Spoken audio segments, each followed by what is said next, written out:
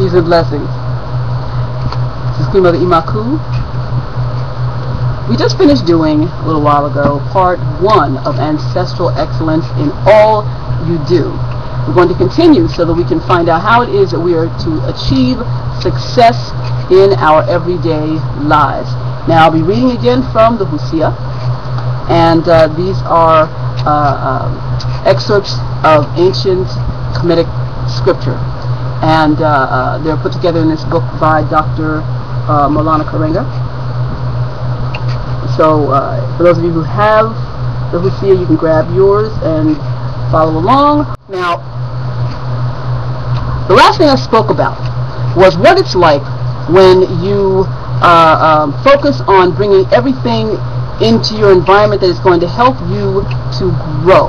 You want to bring positive things into your life, okay? You want to have excellent people around you. You want to go out giving the best impression in terms of the way that you are dressed and the image that you give to the world. Although you want the image that is within, without rather, to also be the same as the image that is within.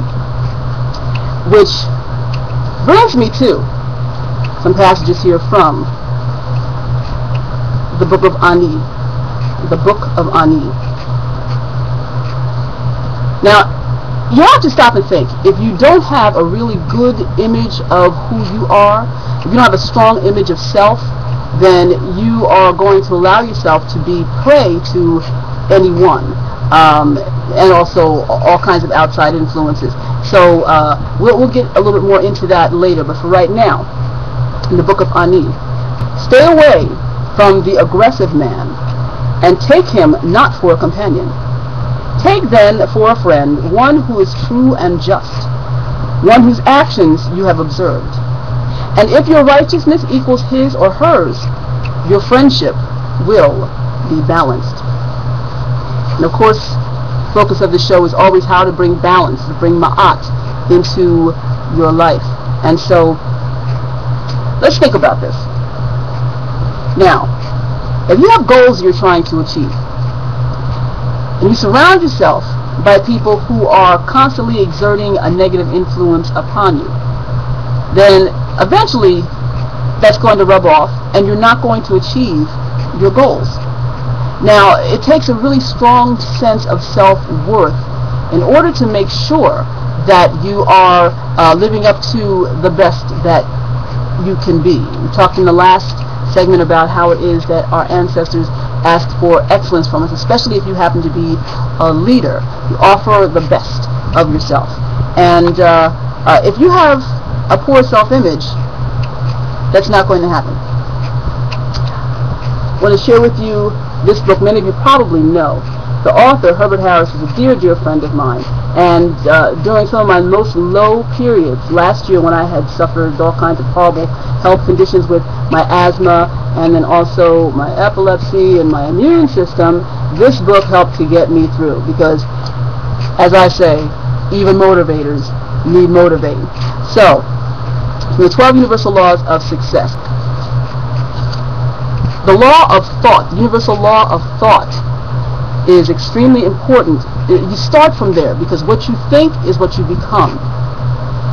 So, Brother Harris mentions that environment is important. Your environment is a strong influence upon your self-image because it is a source of validation and confirmation. Suppose you have a poor self-image and you live and work in a run-down area, in a poorly maintained home, or an otherwise negative environment. What does that negative environment do other than confirm your negative self-image? When you are exposed to a particular environment, if you remain in it for a period of time, you take on some of the characteristics and properties of that environment. If your self-image contradicts and conflicts with the characteristics and properties of your environment, you are confronted with 3 choices. 1. Change the environment. 2. Change your self-image. 3. Leave the environment. So, it always comes down to choice. I always say, what can you do? What do you do in order to remedy the situation? Okay? Now, from that, Brother Harris goes into associations. Association brings about assimilation. Many of us have heard that before.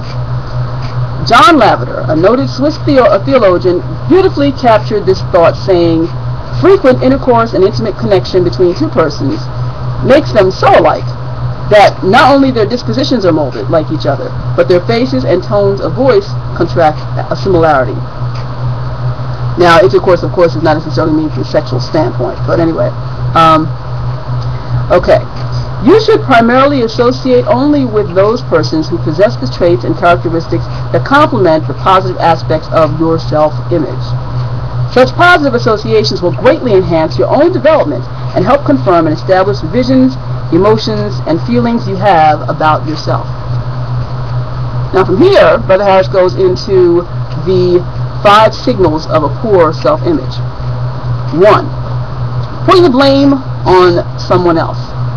We've all met people like that where nothing is their fault, nothing. No matter how guilty they are, no matter how dead wrong they are, they never ever accept blame. And so it's always a matter of it's his fault, it's her fault. It's never my fault for the person who has low self-image. Well, one aspect of it anyway, that's one signal that the person has low self-image. I knew somebody who actually was an elder. It's really sad when you find an elder who doesn't know anything about who he really is. But I met an elder who had built up a great deal of defense mechanisms because of the fact that her life had not really gone the way that she wanted it to, and so everything was always projected onto somebody else. It's just a sad, sad thing to see, especially if you're older.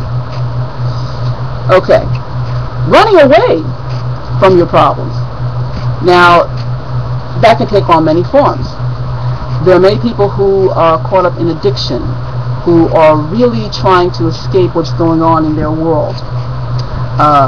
You know, it's funny, I recently got to know a gentleman who scoffed at me because I occasionally watch reality TV, not the mean, nasty ones, but I like the cooking shows, and well, they have their own level of nastiness, but I'll do a show about that another time. But anyway, I do watch some of the reality TV programs from the creative standpoint.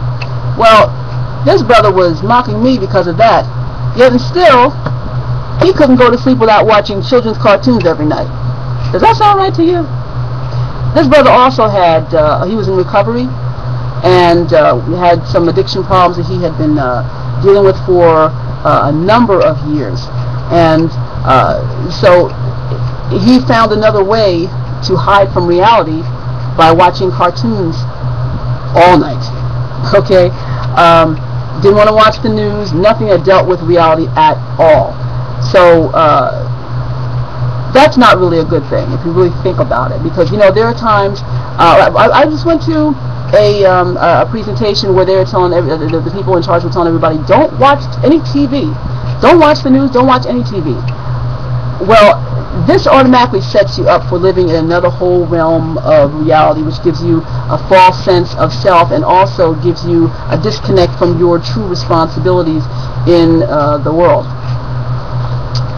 So people are shopaholics. People, I've seen times where people, instead of dealing with an argument, they will just get up and they will walk out, or they will hang up the phone on somebody because they just it's too harsh for them to deal with what is happening in the world, and or having to face themselves, and so they just hang up the phone, things like that. It's important to be able to face yourself. In the Kemetic tradition, everything begins and ends with what did I do?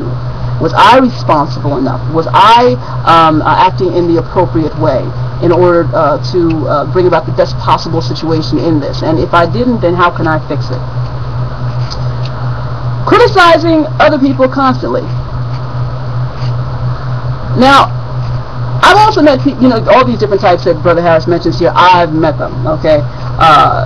But for those who criticize folks constantly, usually you can tell from the get-go that there's something about themselves that they really don't feel good about. And after a while, you start to feel drained because they don't have anything good to say about anybody or anything. I mean, they could just be watching somebody walk down the street and have something negative to say. And for people like that, after a while, I just cut them off. I gotta go.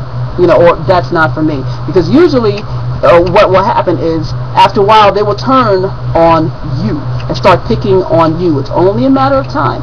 So it's important to separate yourself from that type of a person until that person is in a more balanced place where he or she recognizes, you know what, I'm hypercritical and I need to stop this.